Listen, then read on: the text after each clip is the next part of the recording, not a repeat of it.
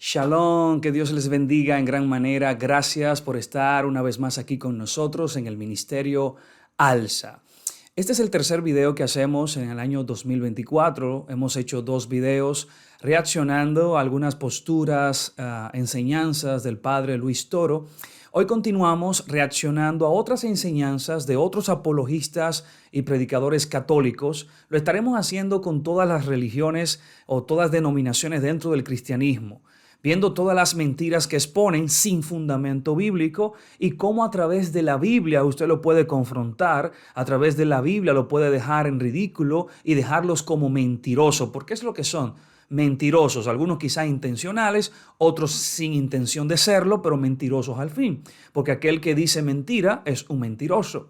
Entonces todo aquel que enseña cosas que no están en la Biblia y dice que están en la Biblia es un hereje, es un mentiroso, es un pecador. Entonces, no quiero que tampoco lo tomen personal contra ninguno de estos predicadores que estoy exponiendo acá. Ellos son los representantes de la mayoría de los creyentes. Entonces, el problema está con el sistema religioso que enseña eso. Ellos solo son títeres que repiten lo que aprendieron de otros. Así que no quiero que lo tomen nada personal. Y nada, hoy vamos a estar analizando una enseñanza acerca de lo que es la virginidad de María. Ustedes saben que la creencia católica es que María es virgen, murió virgen, fue todo el tiempo virgen. Eso no es lo que opina el mundo protestante, no es lo que enseña la Biblia. Vamos a ver hoy, usted va a descubrir por primera vez hoy en qué se basa un católico para decir que María es virgen. Y usted se va a sorprender, así como yo me sorprendí, en que no se basan en la Biblia. Se basan en cuentos, en fábulas, en mitos, en suposiciones, no en la Biblia. Pero sin más preámbulos, vamos a ver qué opina José Plasencia, que es uno de los apologistas en las redes sociales, en YouTube, más famoso y católico al fin. Y quiero que ustedes escuchen detenidamente lo que ellos dicen y en qué se basan para decir que María es virgen y murió siendo virgen. Así que escuchemos qué tienen ellos para decirnos. Y en esta ocasión vamos a estar viendo la perpetua virginidad de María. Como les hemos dicho también la vez anterior, del dogma de María, Madre de Dios, de este privilegio que se le ha concedido a ella. Por ejemplo, nosotros sabemos que uno de sus privilegios es su inmaculada concepción, donde no es otra cosa sino que ella, desde el mismo instante de su concepción, Usted escuchó bien. Usted escuchó bien. María, Madre de Dios. Eso es lo primero. Yo no sabía que Dios tenía una madre. O sea, si nos ponemos a razonar un poco, María es parte de la creación, es un ser humano, es un ser de carne y hueso, un de tierra. Entonces, si María siendo una creación, ¿cómo va a ser la madre del Creador? O sea, ¿en qué mente cabe que el Creador de María es el hijo de María? No, es que es irracional pensar que María es la madre del Creador, la madre de Dios. Dios no tiene madre. Una de las características de Dios es que Dios es eterno, no fue creado. Por lo tanto, decir que María es la madre de Dios es una blasfemia, es una herejía, porque Dios no tiene madre. Es limitar a Dios a una cápsula humana cuando Dios no tiene límites. Salomón dijo, ni los cielos de los cielos de los cielos pueden contener la gloria de Dios. Entonces, ¿cómo puede retener la gloria de Dios, la grandeza, ese ser tan grandioso, tan supremo, que creó el universo tan grande, va a caber en el vientre de una mujer? Entonces, ahí ya comenzamos mal. María no es la madre de Dios, es la madre de Jesús. Ahora usted dirá, es que Jesús es Dios. Bueno, en otro video vamos a reaccionar y a ver desde las escrituras si Jesús es Dios. Entonces, ya partimos mal, porque María no es madre de Dios, no hay forma, no hay un texto bíblico que diga eso. Si usted me manda un texto bíblico donde diga María, madre de Dios, yo me vuelvo católico. Yo le pido perdón a todos los católicos que he aquí desenmascarado, que he confrontado y me vuelvo católico. Así que eso no aparece en ella la... no fue manchada con la mancha del pecado. Ella no participa del pecado. Fue concebida sin mácula, sin mancha. Por eso se llama negativo, un privilegio negativo, es decir, que ella no participa del pecado desde el momento. Ella fue salvada de una manera muy especial, fue redimida de una manera muy especial en el mismo instante de su concepción. Y así hay otros privilegios en el sentido negativo. Está el privilegio de Nuestra Señora de la impecabilidad, es decir, que ella no pecó. Y también está el privilegio de la perpetua virginidad, que es el que vamos a estar tratando. Y también está, como bien saben, la asunción en cuerpo y alma al cielo. Y también está, como bien saben, la asunción en cuerpo y alma al cielo. No lo puedo creer. O sea, María no pecó. María fue al cielo. Vamos a detenernos aquí por un momento. María no pecó. Ok, José Plasencia, ¿en qué te basas para eso? ¿En lo que dice la Iglesia Católica? ¿En mitos, en cuentos, en fábulas, como en la mayoría de doctrina de ustedes? ¿O hay algún sustento bíblico que demuestre que María no pecó?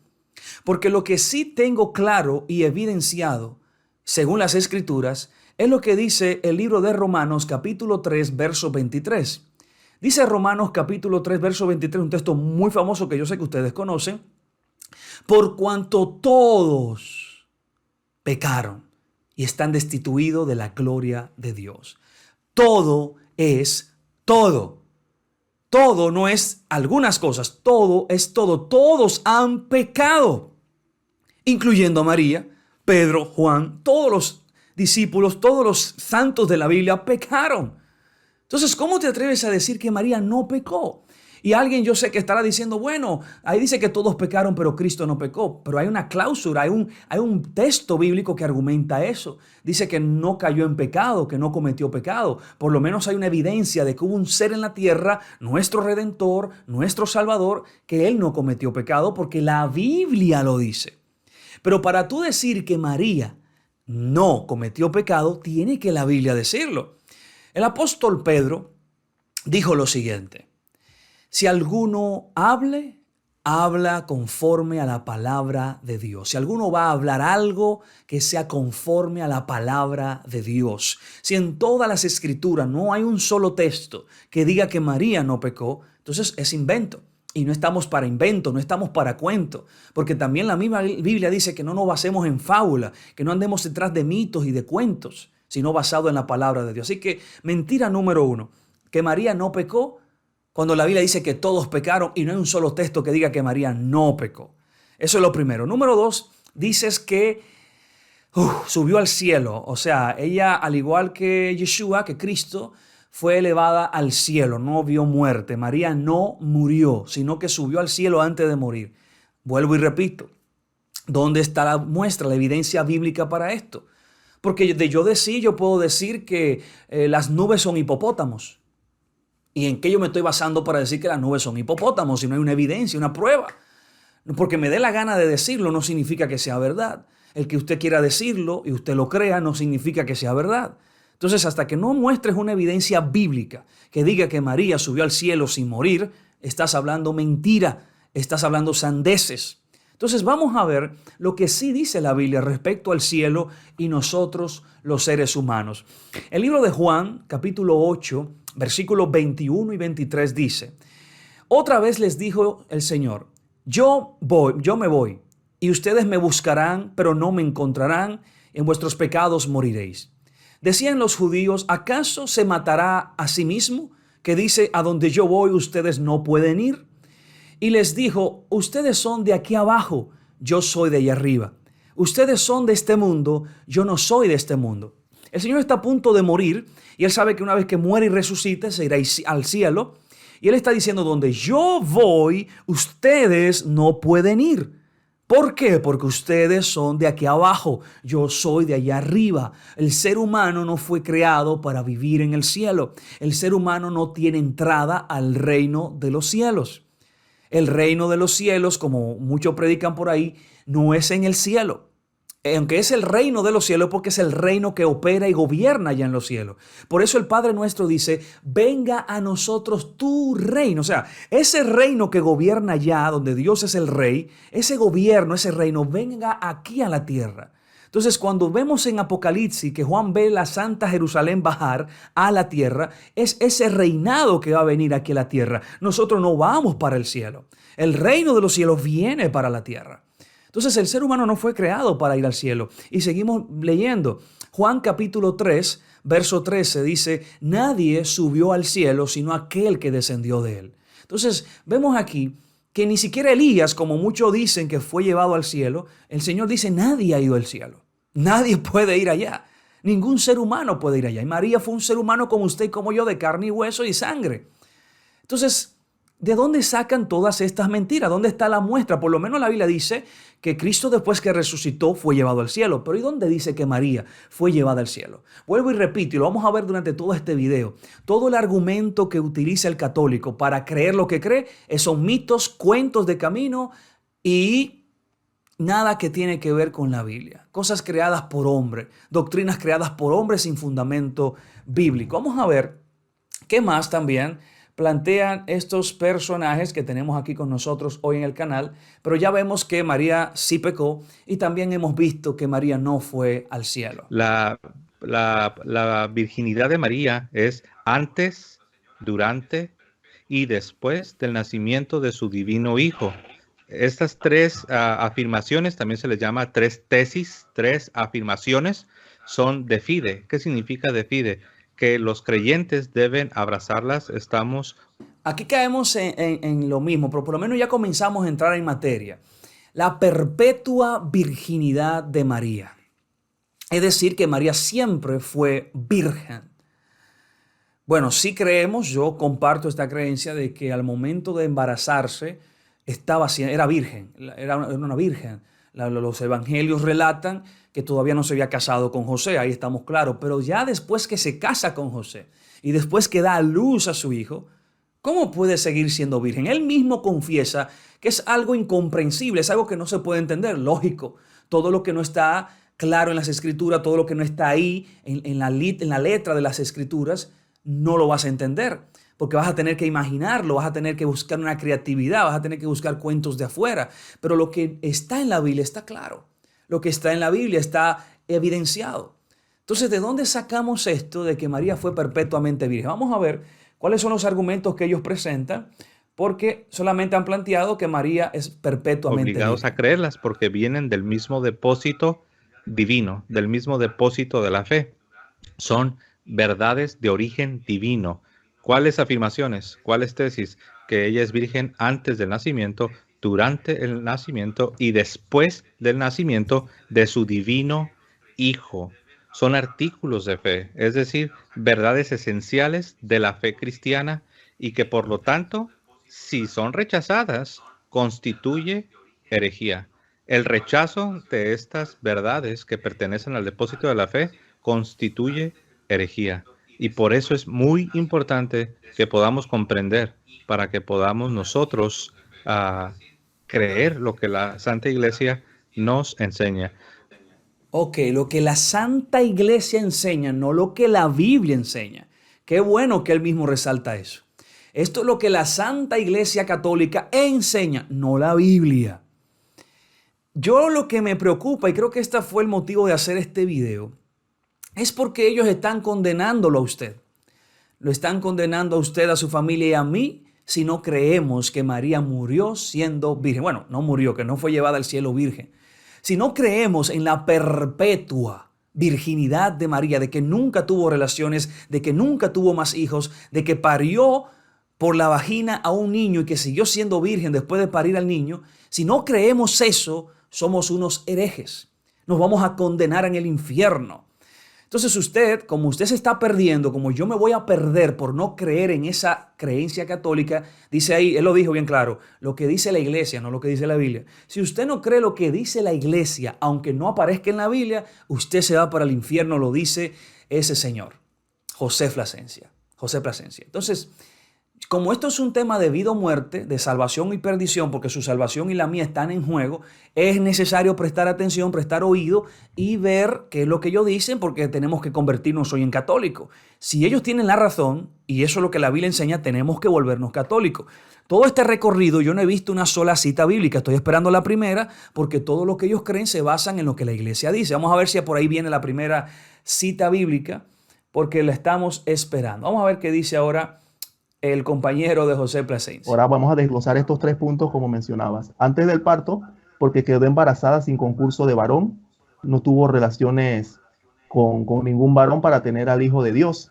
Y eso lo podemos ver en el texto de Isaías 7:14, cuando viene la profecía de que la Virgen concebirá y dará a luz un hijo que será llamado el Emanuel. Ok. Primer texto bíblico que citan. Aquí hay que pararse porque esto es un milagro. Están citando la Biblia. Casi no lo hacen. Ok, citaron la Biblia. Isaías capítulo 7. Lo primero es que Isaías se escribió alrededor de 700 años de que la Virgen María naciera. ¿Cómo es posible que lo que Isaías está narrando y está diciendo es refiriéndose a una mujer que todavía no existe? Eso es la primera pregunta que me llega a la mente. Pero ok, ya citó por lo menos ese primer texto. Pero ¿qué es lo que dice el texto? ¿Qué es lo que dice el pasaje bíblico? Que ellos lo están utilizando como una doctrina. Vamos a ver. Ahora, si ustedes van a Isaías 7:14, van a ver que claramente se dice que es una señal. Y la pregunta es, ¿y cuál señal es esta? ¿Qué evento milagroso, qué evento sobrenatural es esto de lo que se nos habla? Pues ahí mismo lo dice. Dice, les daré una señal. Y dice, la Virgen concebirá. Pero no solo dice que la Virgen concebirá, sino que dice que la Virgen también dará a luz. Ahora uno puede decir, eso es una contradicción, como ya lo explicó Eric, que muchos no lo entienden. Uno puede decir, esto es una contradicción. ¿Cómo me estás diciendo que alguien puede dar a luz y aún así se le puede llamar virgen? Bueno, es que esto se debe precisamente a que es una señal divina, es una señal de parte de Dios. Ahora, la palabra señal se refiere a un evento milagroso, es un acto sobrenatural de parte de Dios. Pero ¿y entonces dónde está la explicación del texto? Bueno, le voy a explicar yo el texto a usted. Isaías capítulo 7, versículo 14, es donde dice que la Virgen concebirá y dará a luz un hijo y pondrán por nombre Emmanuel. Ok, lo primero es lo primero. ¿El hijo de María se llamó Emmanuel o se llamó Jesús? Ya automáticamente uno comienza a darse cuenta de que una cosa no tiene que ver con la otra. Número 2. ¿Sabía usted que ahí en el texto de Isaías capítulo 7 no aparece la palabra virgen? Eso yo creo que usted no lo sabía. La palabra virgen no aparece en el texto original de Isaías. Y usted lo puede comprobar y aquí lo vamos a mostrar en pantalla.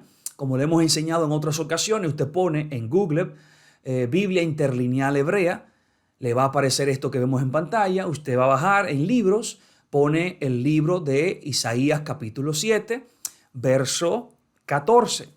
Y vemos aquí que la palabra que aparece para referirse a virgen es la palabra 59:59. ¿Qué significa la palabra 59:59? Oh, qué interesante. Significa muchacha, es la palabra alma, y significa muchacha, joven.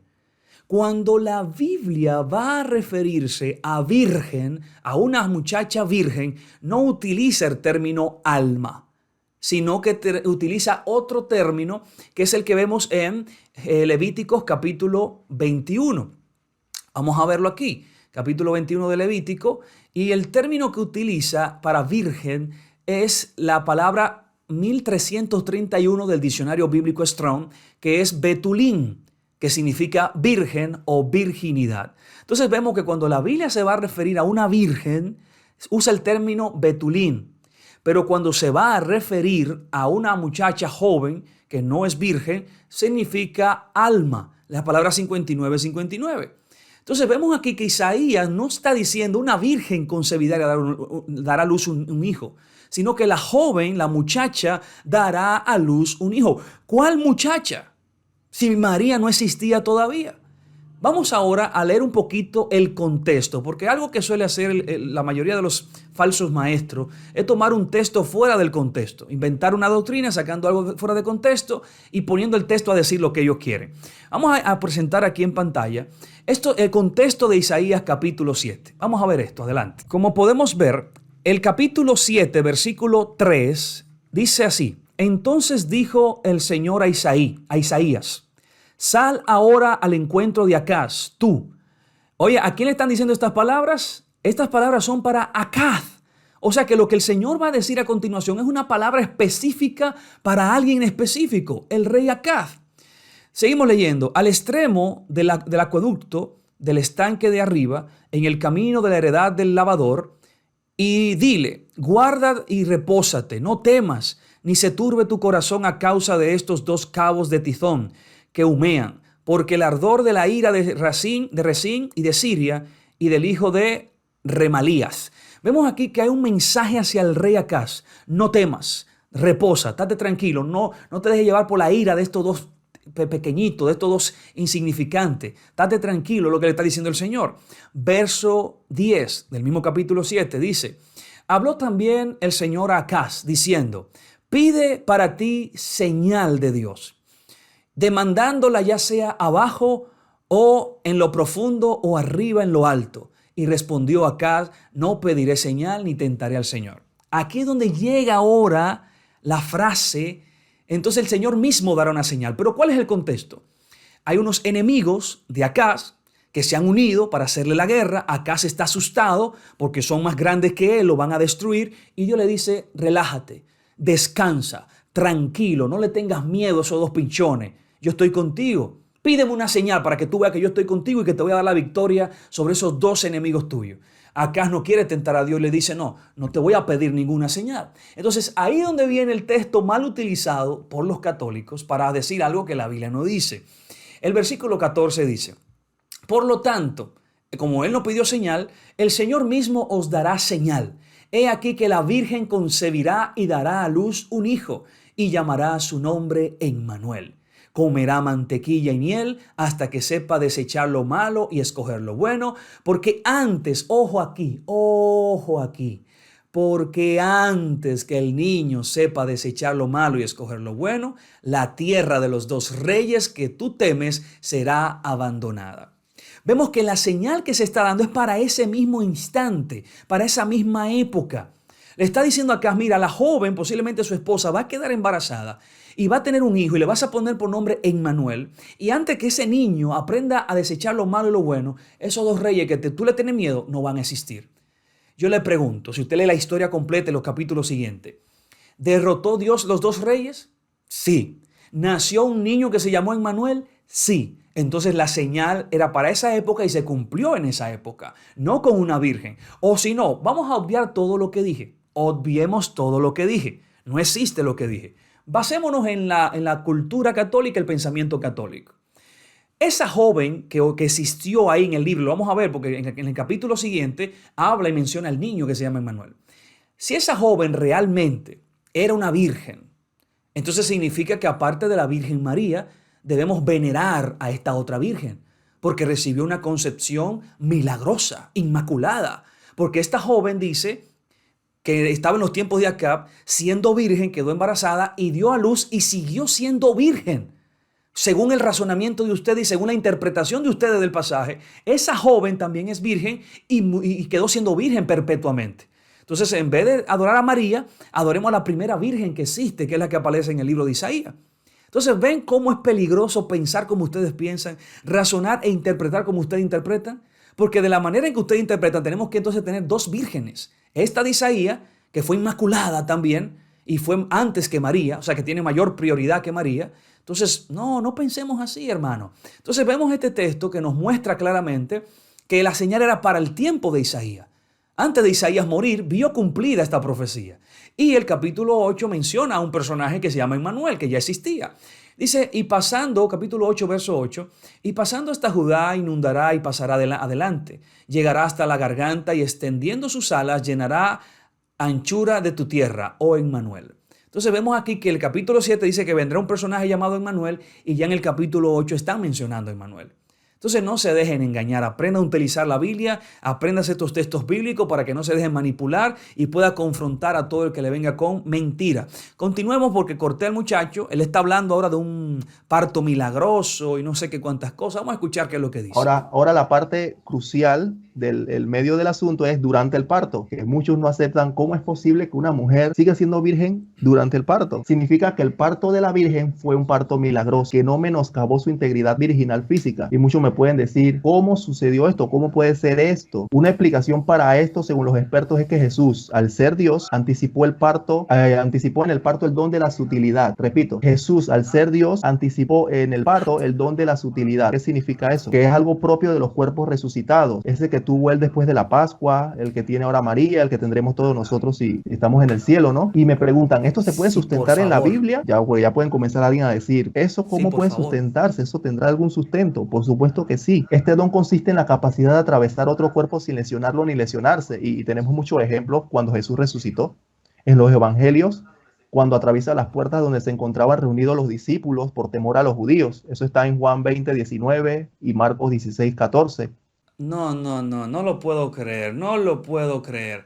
El argumento para decir que María dio a luz a Cristo y siguió siendo virgen, él lo que se está basando en la resurrección de Cristo. Él dice, como Cristo cuando resucitó tenía un cuerpo glorificado que atravesaba paredes, ese mismo cuerpo era el que él tenía y salió del vientre de María sin ni siquiera hacerle ningún daño. Mi amor, por favor, seamos más serios. Tú no puedes comparar un acontecimiento después de la resurrección de Cristo con un cuerpo glorificado a un cuerpo humano que está formándose en el vientre de una mujer de carne y sangre, porque acuérdate, y es peligroso lo que está diciendo, que el anticristo es aquel que no reconoce que Cristo vino en carne y sangre. Al tú decir que el que salió de ahí no era en carne y sangre porque podía atravesar paredes, barriga y todo lo demás, entonces te estás convirtiendo en un anticristo. El que se formó ahí era un hombre como tú y como yo, de carne y hueso y de sangre. No el que vemos luego resucitado con un cuerpo glorificado que se desaparecía, que se elevaba, que aparecía de un lado a otro. Y eso es otro tema. Los cuerpos resucitados y glorificados sin corrupción. El cuerpo de María era un cuerpo humano y el cuerpo del Señor era un cuerpo humano. De lo contrario, entonces, ¿cómo amamantaba al Señor ser un cuerpo glorificado? O sea, no puedes usar ese raciocinio absurdo de algo que no ha sucedido, traerlo al pasado y decir que sucedió. ¿Ese es tu argumento? ¿En serio? Y ni siquiera mencionas nada de María. Estás hablando de la resurrección de Cristo solamente. Estuvo muy bajo. Vamos a ver si tienen algo más que decir, porque ya en verdad hasta me están aburriendo. La pérdida del sentido de lo sagrado. Los judíos no tenían problemas para entender este aspecto fundamental de lo sagrado. Ejemplo de esto tenemos cuando Moisés vuelve a hablar con Dios en el Sinaí. La piel de su rostro se había vuelto radiante por haber hablado con él, al punto que Aarón y todos los israelitas temían acercársele y tuvo que ponerse un velo en el rostro, y esto lo podemos verificar en Éxodo capítulo 34. De igual manera, hasta los utensilios que usaban los sacerdotes consagrados a Dios para el culto no podían ser utilizados en adelante por ninguna otra cosa. Estamos hablando ya de materiales que eran consagrados a Dios. No podían ser utilizados para ninguna otra cosa. Aquí dice Éxodo 40, por ejemplo, el versículo 9, entonces tomarás el óleo de la unción y ungirás la morada y todo lo que contiene. La consagrarás con todo su mobiliario y será cosa sagrada. Ungirás además el altar de los holocaustos con todos sus utensilios. Consagrarás el altar y el altar será cosa sacratísima. Vemos cómo los utensilios que eran utilizados para Dios desde la antigüedad eran llamados sagrados, o sea, no podían ser tocados ni por cualquier persona, ni mucho menos después de utilizarse. Entonces uno se puede preguntar que todas estas cosas que se mencionan en estos textos bíblicos, que fueron solo materiales, ahora, ¿cuán consagrada será para Dios esa mujer que portó al Hijo de Dios en su vientre? Por eso que el tema de pérdida de lo sagrado es muy importante para comprender este dogma. Cómo Dios en la Biblia nos habla de que el que toque algo consagrado a él moriría y no estaba permitido o no se podía usar después, siendo objetos.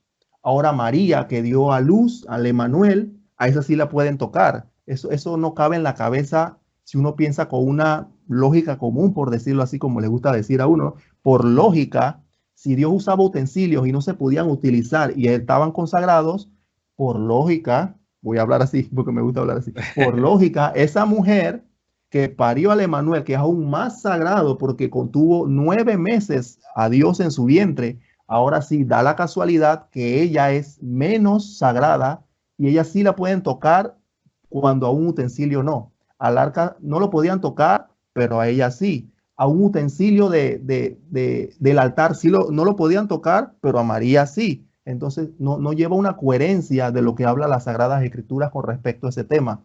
¿Qué opina José?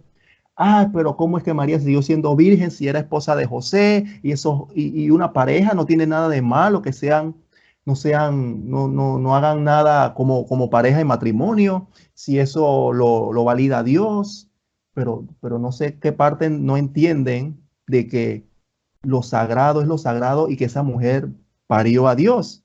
O sea, y la Biblia habla que él es un hombre justo.